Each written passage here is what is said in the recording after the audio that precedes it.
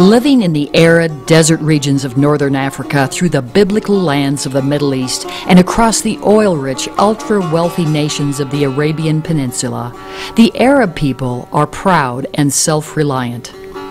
And yet the two commonalities uniting the Arabs of Morocco, the Bedouins of the Sahara, the Saudis, Arabs in the Sudan, and others are a common language and religion. The Arab people are a uniquely difficult group to reach with the gospel of Jesus Christ. And while Arabic peoples cannot be viewed together as a single people group, we have chosen to feature them as a blended group here in the Waiting World series because of the importance of reaching these beautiful people with the gospel. Think about the last news story you saw about the Middle East. Was it dealing with peace and harmony in that area? If we are ever to have peace between Islamic, Jewish, and Christian cultures, we must carry the message of Christ into the Arab world. Centuries of wars with the West, as well as negative images portrayed through our media, have caused alienation, isolation, and feelings of rejection in the entire region. Arab people need to see the love of Christ and the forgiveness He offers instead of the decadence portrayed by the music, television, and movies of the West. The Arabs of northern Africa are descendants of Muslim Arabs that invaded the continent during the 11th and 12th century from present-day Saudi Arabia. Within African cultures, Islam was spread by use of the sword to ancient tribal peoples. Many Arabs stayed, and today their descendants live in Morocco, Libya, Sudan, Tunisia, Algeria, and Egypt. But the physical features of these blended residents are distinctly different from their Arabian ancestors. Some, like the Bedouin, have become nomadic tribesmen, traveling across large areas, living without borders as they tend their flocks of goats and camels. Lately, though, Bedouins have become less and less nomadic as the borders of the lands they live in have become more and more closed. Many have become villagers and have completely given up their nomadic ways.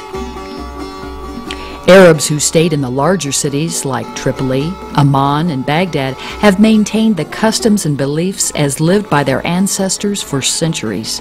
Still, in other nations, those of the Gulf in particular, the discovery of oil has brought massive wealth, and that wealth has brought modernization and extravagant living, the likes of which these people's ancestors could never have dreamed. Many young Gulf Arabs, however, are becoming less and less fulfilled with Western materialism, and many choose to re-embrace strict Islamic beliefs. Western influence and modernization are not enough to transform nations. That can only be done through the gospel of Jesus Christ. Many of us might be surprised to learn that there are many Arab Christians in some of the North African and Middle Eastern nations. Underground churches were established there some years ago and are still growing. Egypt's Coptic Church has existed for centuries. While Christians comprise less than 1% of the overall population, most do not have a Great Commission mindset. Ironically, as important as it is to reach the Arab world, very few Westerners are willing to go and serve as missionaries. Yes, the Arab culture and language present many challenges for Western workers. Yet the need is great. People of all ages, men and women, singles and especially families, are needed to go into these countries to teach English, train the people in computer technology and agriculture, work among the poor and the street children, all the while modeling Christian living in their daily relationships with their friends and neighbors. Most Arab people are eager to talk with Westerners and extend them warm hospitality over a heavily sugared cup of coffee. Won't you pray for the people of the Arab world? Pray that many more missionaries will be raised up to go and live among Arabic peoples and will share their lives and the gospel message of Jesus Christ. Pray that Arab Christians will develop a heartfelt desire to reach out to their Muslim neighbors.